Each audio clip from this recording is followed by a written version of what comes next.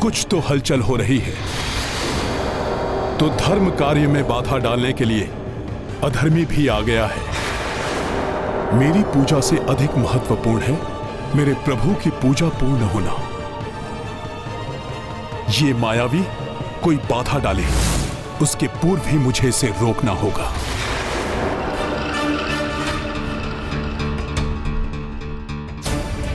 कोई तो अधर्मी है जो हमारे प्रभु की पूजा में विघ्न डालना चाहता है। इससे पूर्व कि वो हमारे प्रभु की पूजा में कोई अनिष्ट करे, मुझे शीघ्र अतिशीघ्र उसके बारे में ज्ञात कर उसको रोकना होगा। मुनिवर, यदि आप मुझसे दान एवं भोज ग्रहण नहीं करेंगे तो मेरे सभी कर्म व्यर्थ हो जाएंगे। मुनिश्रेष्ठ, मुझसे कोई त्रुटि हुई है तो बताइए। उस त्रुटि का प्रायश्चित करने के लिए मैं प्रस्तुत हूं। महाराज श्री राम, आपने रावण के अत्याचारों से विश्व को मुक्ति दिलाई है। प्रजा का पालन भली भांति कर रहे हैं। आपके राम राज्य में धर्म की ज्योति चहुं ओर आलोकित हो उठी है। किंतु क्या मुनिवर? क्षमा करें, आपका वनवास समाप्त हो चुका था, राज्याभिषेक भी संपन्न हो चुका था। तब आपके लिए अनिवार्य था कि आप सर्वप्रथम गया तीर्थ जाकर विधि पूर्वक पिंड दान करके अपने पितरों को संतुष्ट करें। किंतु आपको ये सब स्मरण नहीं रहा। ऐसे में आपके द्वारा प्रदत्त कुछ भी स्वीकार करना मेरे लिए ही नहीं, समस्त ऋषि मुनियों के लिए भी निषिद्ध है।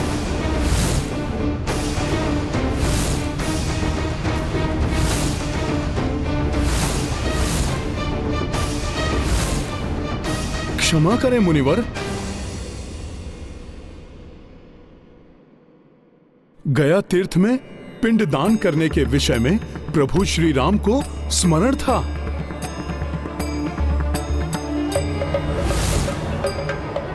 इसीलिए प्रभु ने ब्राह्मण भोज आदि से पूर्व मुझे गया जी जाने के लिए समस्त व्यवस्था करने के लिए आज्ञा भी दी थी। गुरुजी, वहां जाने के लिए पुष्पक विमान भी उपस्थित था,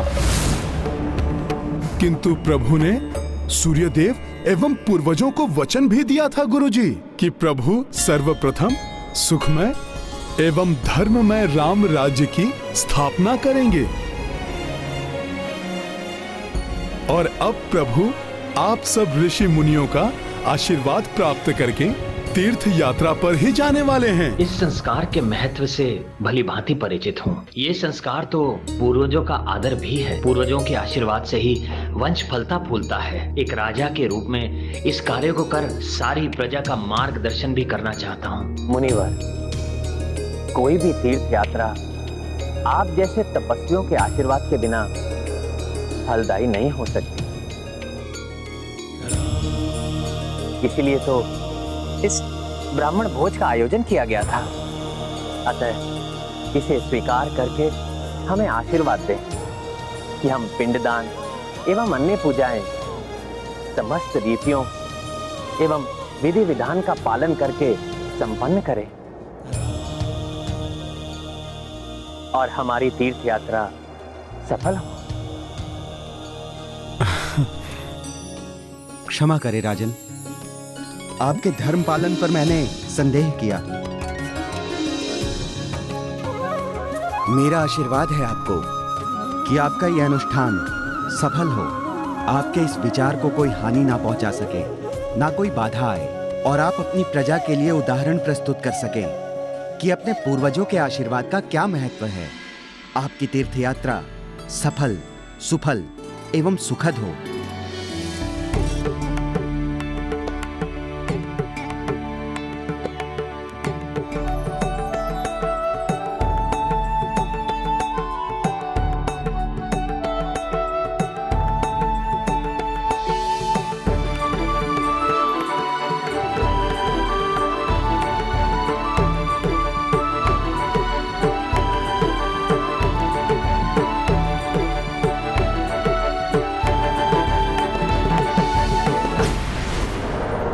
श्रेष्ठ निकुंभ, अयोध्या से समाचार आया है कि अयोध्या का राजा गया जाने की योजना बना रहा है। पिंडदान करेगा वो गया में।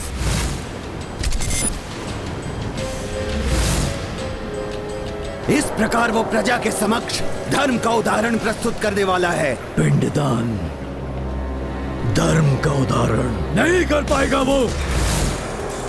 मैं रोकूंगा उसे, और पिंडदान अपूर्ण रह गया तो पूर्वजों का होगा अनादर। इस प्रकार राम के हाथों अधर्म होगा। अधर्मी राजा की प्रजा भी अधर्म करने लगेगी, और तब अयोध्या में भी राक्षसी सोच के लिए द्वार खुल जाएंगे। राम का ये पिंडदान किसी भी स्थिति में पूरा नहीं होना चाहिए।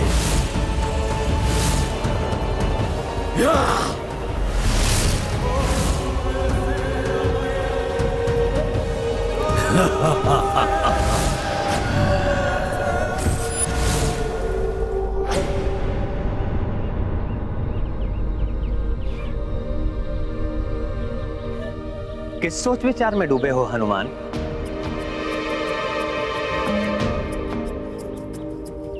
नहीं नहीं, कुछ विशेष नहीं प्रभु। मैं जान गई हूँ हनुमान, कोई नवीन विषय होता है तो मेरे पुत्र के मन में जिज्ञासाएं उमड़ घुमड़ करने लगती है ना हनुमान? माता, एक माता ही तो है जो अपने पुत्र के मन की बात बिना कहे ही जान लेती हैं।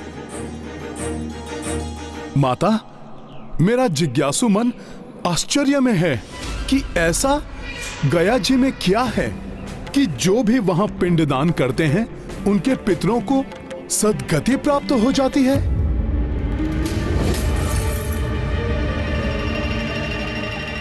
माता, ऐसा क्या विशेष है गया जी में? मैं तुम्हें बताऊंगी हनुमान। पूर्व काल में गयासुर नामक एक महाविकरालकाय दानव था। वो असुर होकर भी बड़ा ही धर्मात्मा था। ओम नमः विष्णु शंखाय मम सर्व मनोवांछित फल प्रदान। वो श्री हरि विष्णुदेव को प्रसन्न करने के लिए भीषण तप कर रहा था। ओम नमः विष्णु शंखाय मम सर्व मनोवांछित फल प्रदान। कुरु कुरु स्वाहा। शनैः शनैः उसके तप का तेज इतना बढ़ता गया कि उसके दर्शन मात्र से ही मनुष्य को मोक्ष की प्राप्ति होने लगी। ओम नमः विष्णु शंखाय मम सर्व मनोवांछित फल प्रदान। कुरु कुरु स्वाहा। ओम नमः विष्णु शंखाय मम सर्व मनोवांछित फल प्रदान। कुरु कुरु स्वाहा। और फलस्वरूप संसार में एक विचित्र प्रकार से पापाचार बढ़ गए। मनुष्य यत्र तत्र असीम पाप करते और गयासुर के दर्शन करके मोक्ष को प्राप्त कर लेते। पाप कर्मियों को मोक्ष की प्राप्ति, ये अनुचित है। इस प्रकार तो पाप और बढ़ जाएगा। ये कैसी विडंबना है? पापियों को दंड मिलना चाहिए, मोक्ष नहीं। हाँ पुत्र, जैसा सब अनुमान लगा रहे थे वही हुआ। पाप में वृद्धि होने लगी। संसार में दान पुण्य यज्ञादि कार्य बंद हो गए।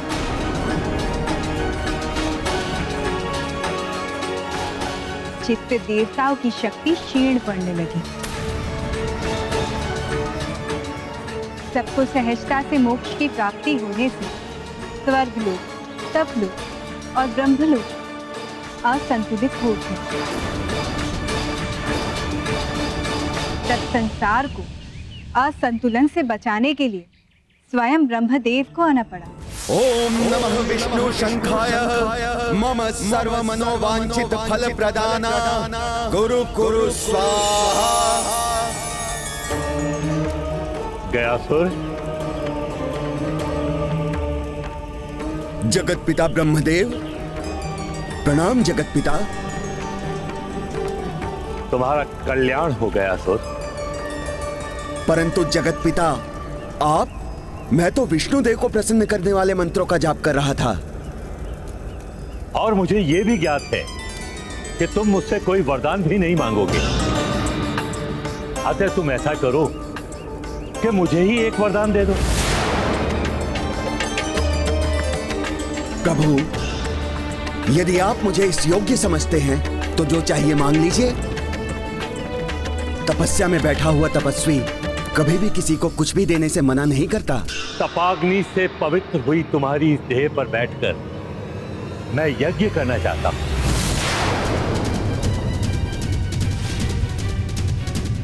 माता, सबको वरदान देने वाले ब्रह्मदेव जी स्वयं ही वरदान मांगने लगे। जगत कल्याण के लिए ईश्वर को सब करना पड़ता है पुत्र। गयासुर ने इसे अपना सौभाग्य मानकर ब्रह्मदेव को इसके लिए अनुमति दी।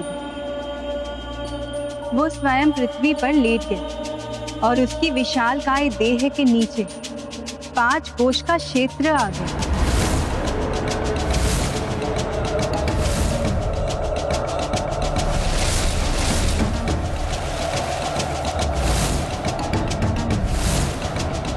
प्रभु ब्रह्मदेव उसकी विशालकाय देह पर बैठकर यज्ञ करने लगे।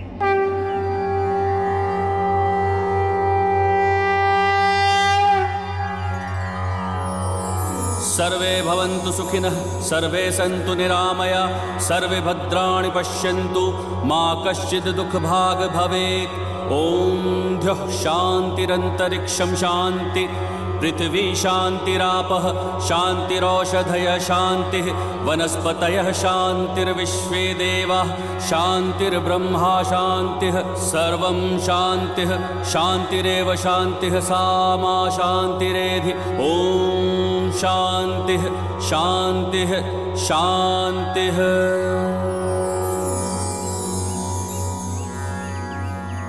ब्रह्मा जी के नीचे लेटे रहने के कारण पापियों को गयासुर के दर्शन होने बंद हो गए। किंतु एक समय ऐसा भी आया जब ब्रह्मा जी का यज्ञ पूर्ण होने को था। देवताओं को यह भय सताने लगा कि यज्ञ के पश्चात गयासुर पुनः तपस्या करने के लिए बैठ जाएगा। तब तो पुनः पूर्व के जैसी ही स्थिति हो जाती। सृष्टि पुनः असंतुलित होने लगती। हाँ पुत्र, इसीलिए यज्ञ पूर्ण होते ही गयासुर को उठने से रोकने के लिए सभी देवता उसके विभिन्न अंगों पर खड़े हो गए।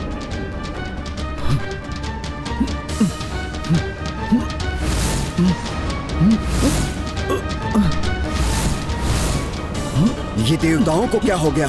क्यों कर रहे हैं ऐसा? किंतु संपूर्ण शक्ति का प्रयोग करके महाबली गयासुर को रोक पाना उन देवताओं के वश से बाहर हो रहा था। तो भयभीत देवताओं ने श्री हरि विष्णुदेव की गुहार लगाई और अंततः जगत कल्याण के लिए स्वयं विष्णुदेव को भी आना पड़ा।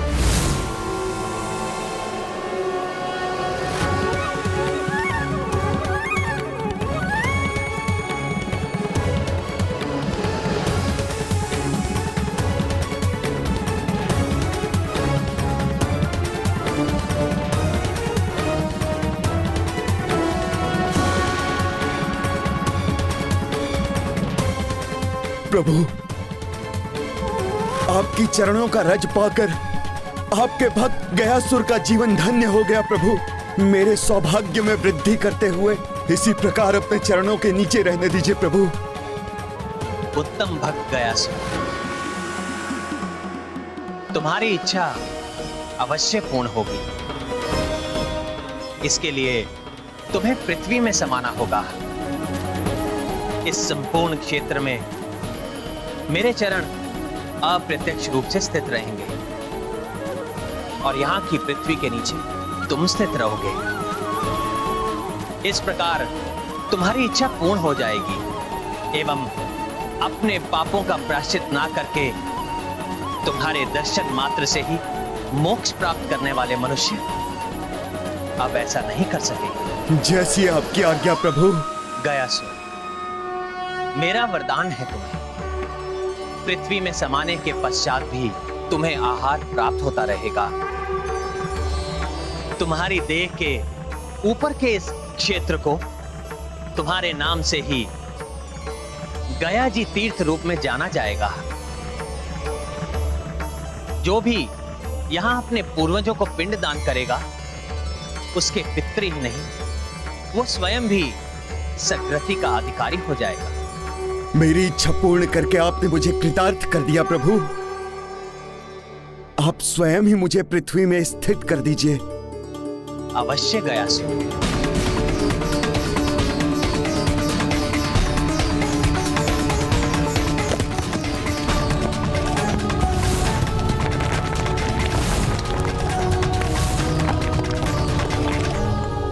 वाह, तब तो प्रभु विष्णुदेव की उस लीला स्थली पर जाना तो अत्यंत सौभाग्य की बात होगी।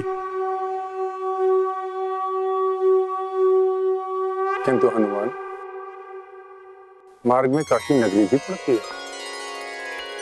पुत्र राम, हमें काशी में रुककर गंगा पूजा अवश्य करनी चाहिए। जो आज्ञा गुरुदेव। आप पुष्पक विमान पर आरूढ़ होकर अपना स्थान ग्रहण कीजिए। सर्वप्रथम हम काशी ही जाएंगे।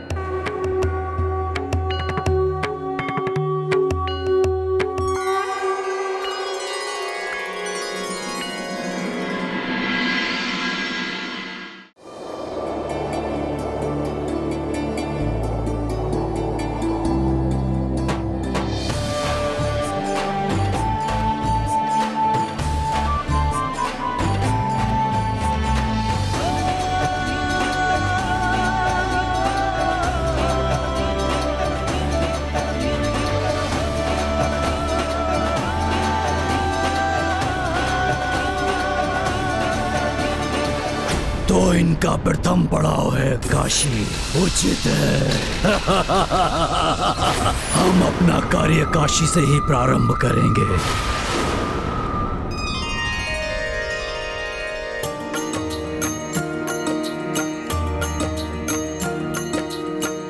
काशी नगरी शिव के द्वारे, रामचंद्र सिया संग पधारे। माँ गंगा पूजन के लाई, जानकी मैया थाल सजाई। राम सिया राम जय हनुमान, राम सिया राम जय हनुमान। माता, मैं भी आपके साथ दीपक बनाता हूँ।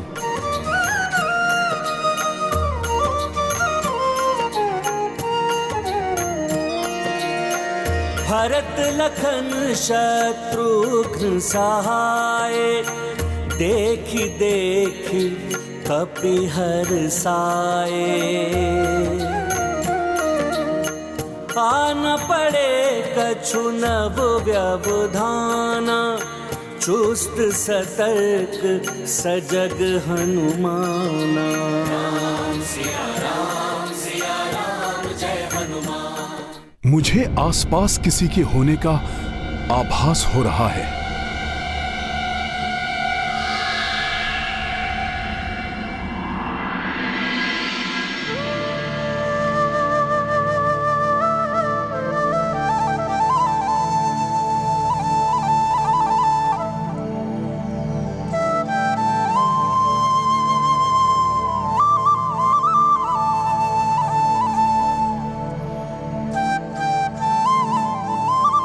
मेरे प्रभु श्री राम का परिवार सब एक साथ गंगा पूजन हेतु आगे बढ़ रहे हैं। कैसा मनोहारी दृश्य है ये।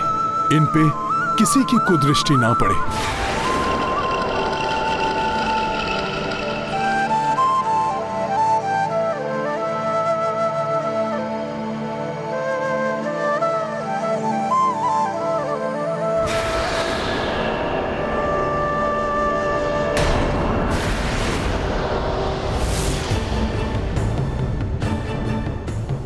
कुछ तो हलचल हो रही है। तो धर्म कार्य में बाधा डालने के लिए अधर्मी भी आ गया है। मेरी पूजा से अधिक महत्वपूर्ण है मेरे प्रभु की पूजा पूर्ण होना। ये मायावी कोई बाधा डाले, उसके पूर्व ही मुझे इसे रोकना होगा।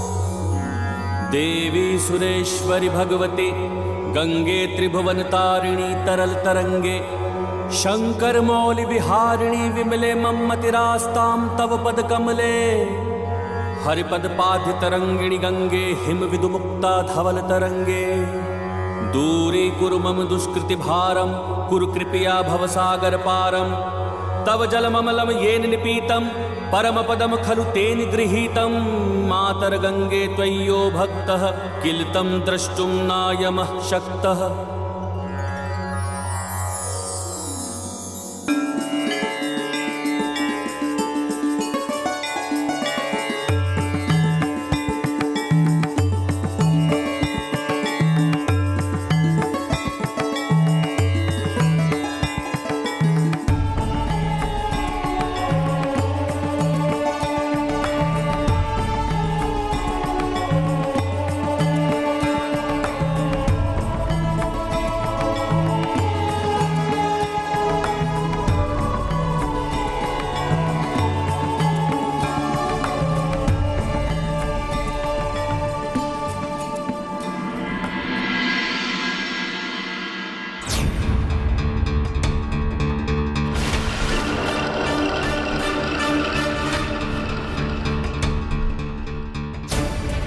कोई तो अधर्मी है जो हमारे प्रभु की पूजा में विघ्न डालना चाहता है।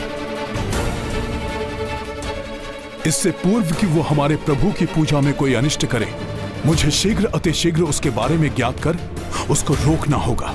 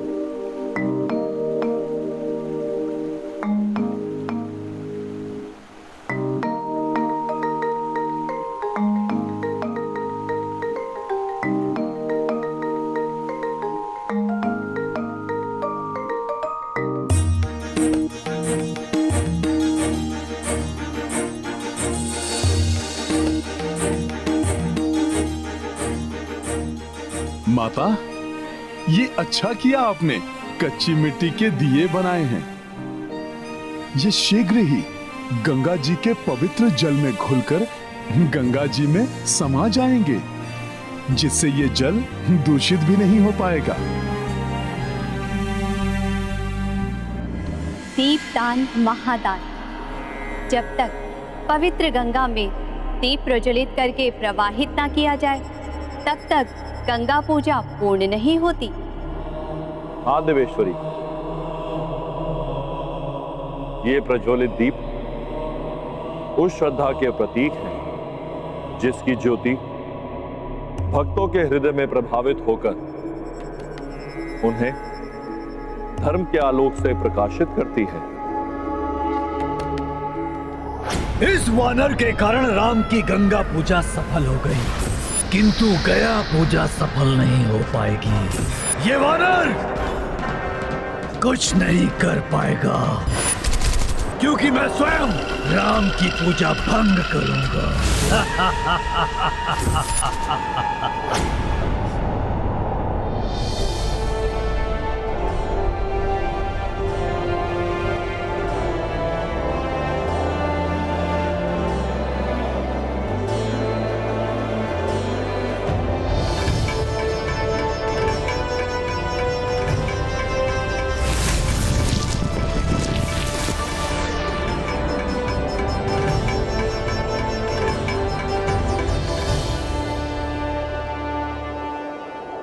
वो असुर अवश्य पीछा कर रहे होंगे हमारा। पुत्र राम, ये है गयापुरी।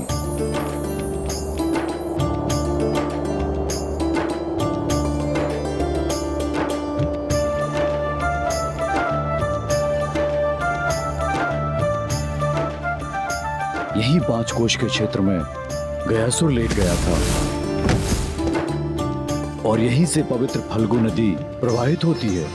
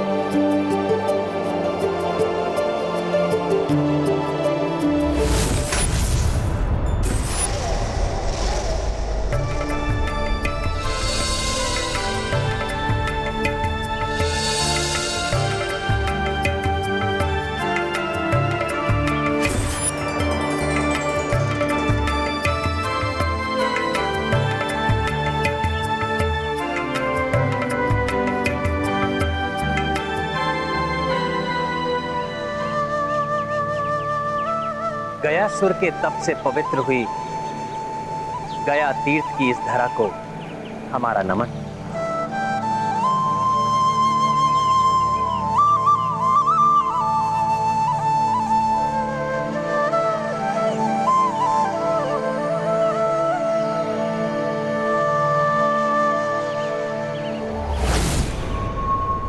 इस वानर को वश में करना तुम सबके सामर्थ्य से बाहर है राक्षसों। उस मरकट को मैं संभाल लूंगा। इसी मध्य में तुम सब मिलकर ये राम की पिंडदान पूजा को असफल करोगे। अब देखता हूं मैं तुम्हें मरकट कि तुम कैसे राम की सहायता कर पाते हो।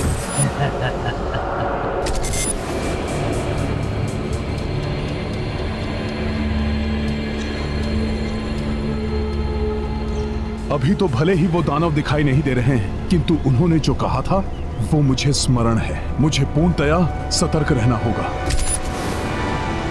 मरकट, अब चाहे तुम सजग रहो, सतर्क रहो या सावधान, होगा वही जो मैं चाहूंगा। केवल मैं।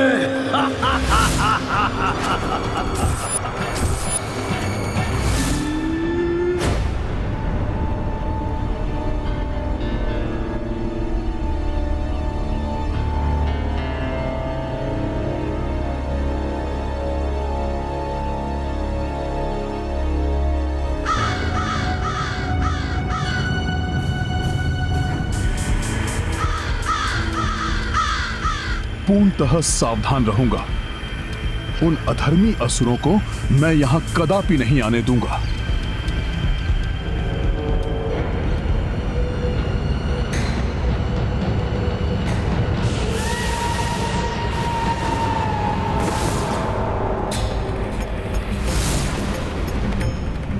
ये कैसी हलचल है?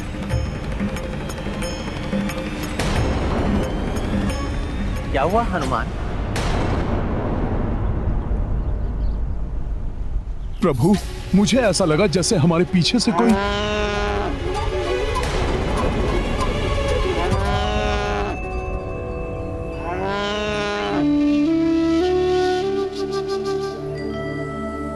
प्रणाम। आप अवश्य ही यहाँ पिंडदान करने आए हैं। मैं पुजारी, गौ माता और अपने शिष्यों के साथ आपके इस कार्य को विधि पूर्वक संपन्न कराने में आपकी सहायता करूंगा।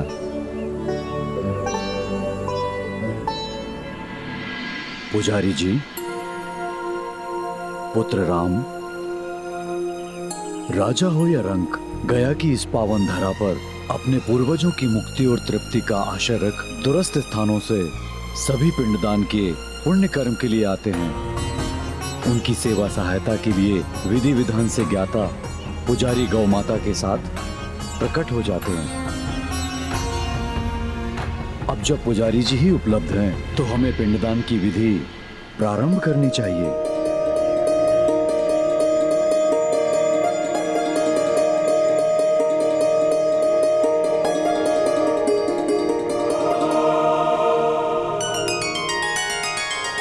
स्मरण रहे, राम द्वारा पिंडदान किसी भी अवस्था में पूर्ण नहीं होना चाहिए।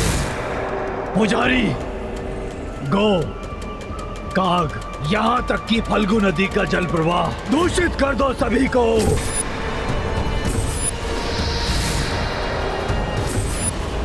कुविचार जागृत करो उनमें। उस मरकट की चिंता मुझ पर छोड़ दो। उसे भटका कर मैं यहाँ से कहीं दूर ले जाऊंगा।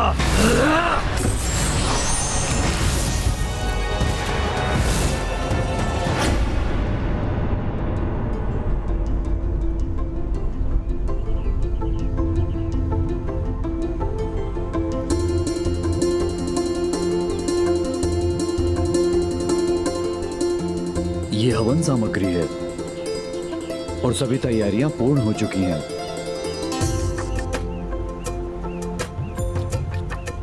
पिंड बनाने के लिए आवश्यक काले तिल से युक्त ये चावल मैं तैयार कर लेती हूँ।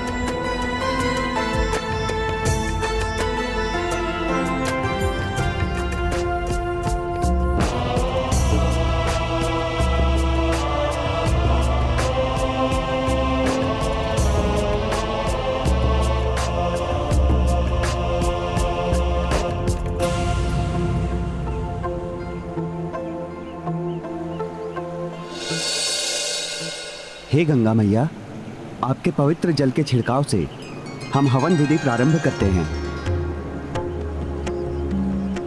ओम गंगाय नमः, ओम विष्णुदेवाय नमः, ओम अग्निये नमः, ओम सूर्याय नमः, ओम चंद्राय नमः, ओम ब्रह्मदेवाय नमः, ओम गंगाय नमः, ओम विष्णुदेवाय नमः, ओम विष्णुदेवाय नमः, ओम गंगाय नमः, ओम विष्णुदेवाय नमः, ओम अग्निये नमः, ओम सूर्याय नमः, ओम गंगाय नमः। अब इस कुशा से मैं स्थान को निर्गुण बनाता हूँ।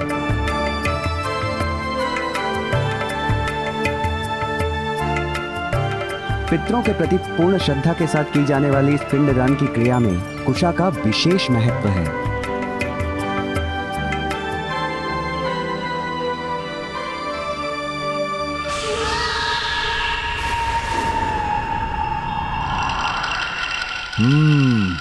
मायावी आसुरी शक्तियों की उपस्थिति का आभास हो रहा है मुझे।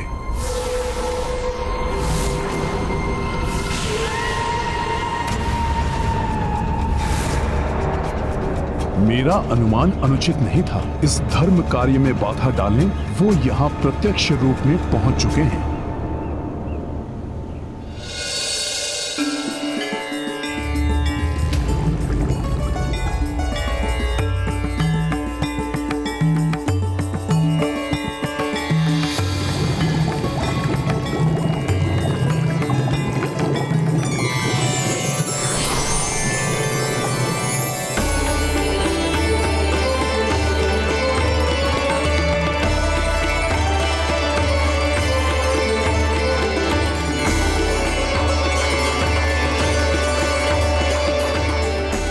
प्रणाम फल्गुनी माता।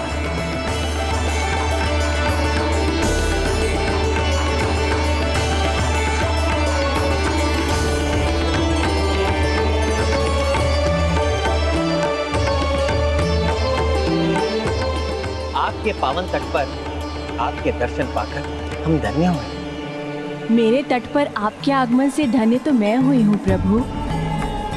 जब तक आपके द्वारा पिंडदान की प्रक्रिया पूर्ण नहीं हो जाती, मैं स्वयं यहाँ रहूंगी।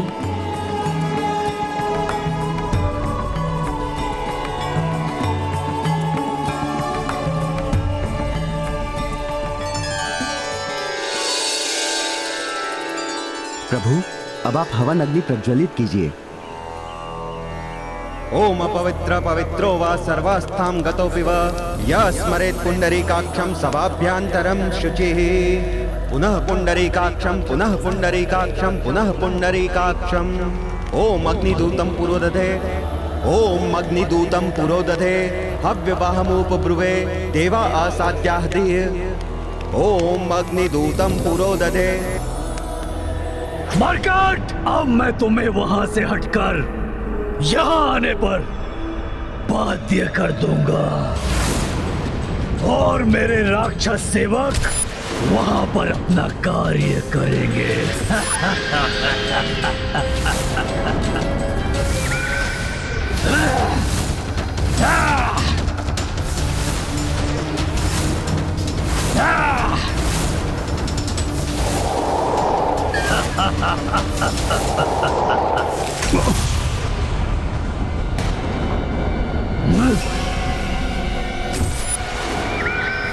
किसी मायावी शक्ति ने मुझे प्रभावित करने का प्रयास किया।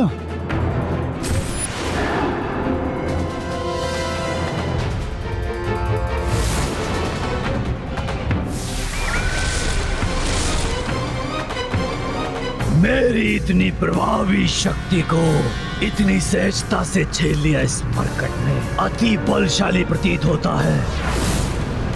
अपनी योजना पूर्ण करनी है तो उसे यहां से दूर ले जाना होगा।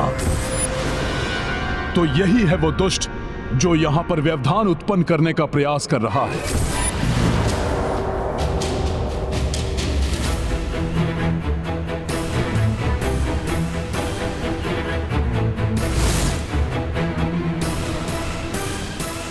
प्रतीत होता है कि ये मूर्ख वानर फंस गया है मेरे जाल में। ओम पवित्र पवित्रो वा सर्वास्थां गतोऽपि वा यः स्मरेत् पुण्डरीकाक्षं सभाभ्यान्तरं शुचिः। पुनः पुण्डरीकाक्षं पुनः पुण्डरीकाक्षं पुनः पुण्डरीकाक्षं। ओम अग्निदूतम पुरोदधे। इसी मरकट ने मेरे चचेरे विराताक्ष कुमार का वध किया था।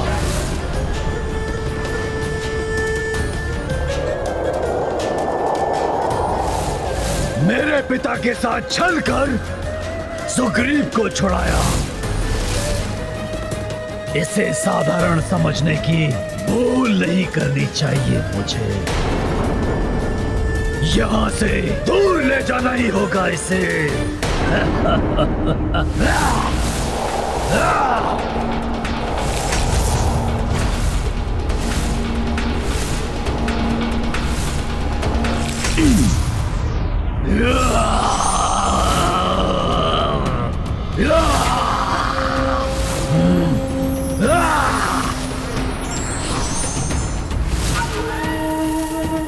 इस बार मैं तुमको बचकर नहीं जाने दूंगा दुष्ट असुर।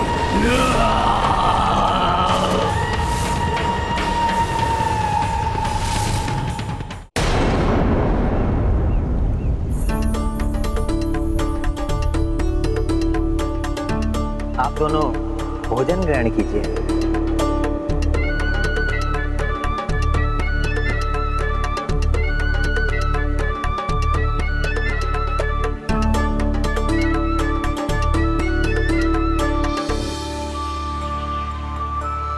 पुजारी जी,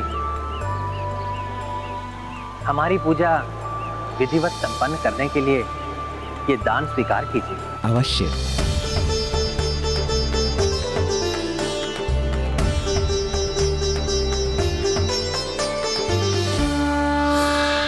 मरकट तो गया यहां से।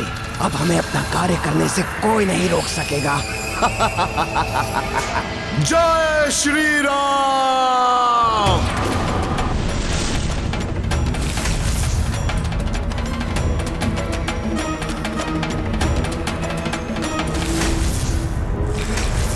उधर क्या देख रहे हो वानर?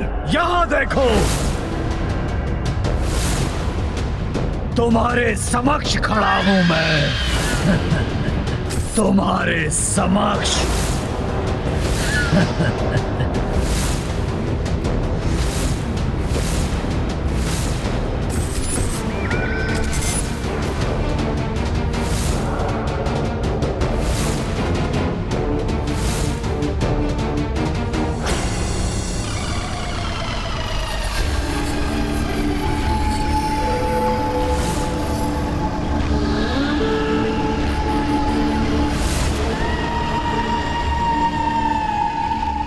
कोई है क्या यहाँ?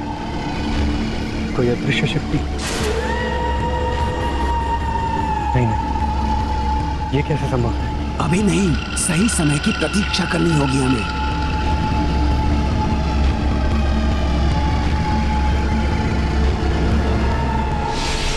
अगली पूजा के लिए आप और आप सब अनुज भ्राता पिंड का निर्माण करें और उन्हें इस कुश पे स्थित करें।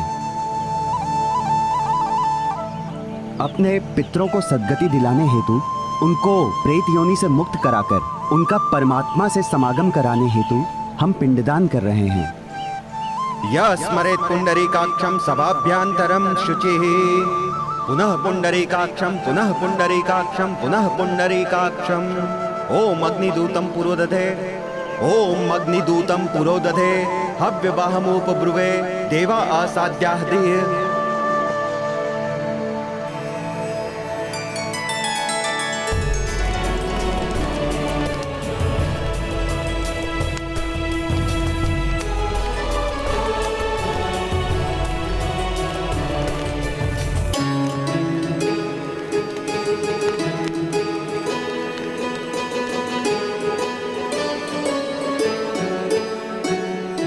पूर्वजों को पिंडदान करने के पूर्व काकबली की विधि पूर्ण करने के लिए एक छोटा पिंड कौओं को समर्पित करना चाहिए।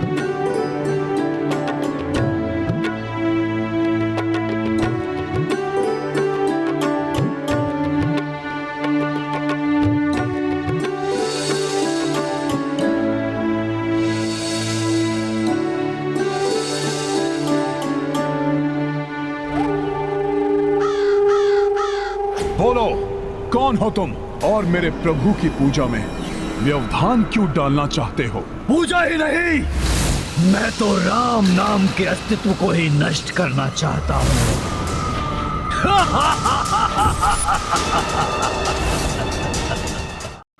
मैं तो राम नाम के अस्तित्व को ही नष्ट करना चाहता हूँ।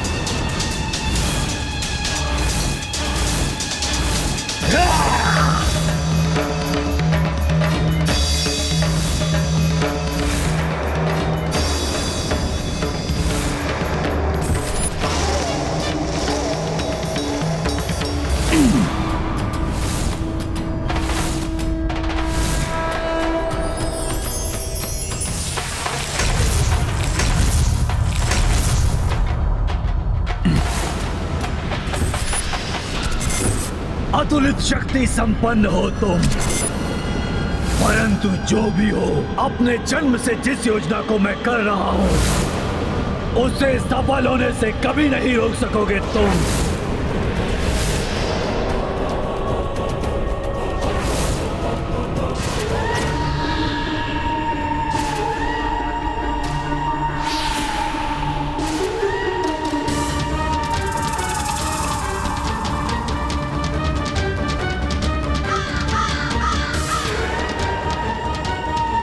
किसी के द्वारा दान किया हुआ भोजन शोभा नहीं देता, जो खाना है छीन के खाना। किस योजना की चर्चा कर रहा है ये अधर्मी? क्या प्रमाणित करना चाहता है और क्यों? कौन है ये? राम भक्त महाबली हनुमान को जानना हो तो चैनल को सब्सक्राइब करें और बेल आइकॉन दबाना न भूलें।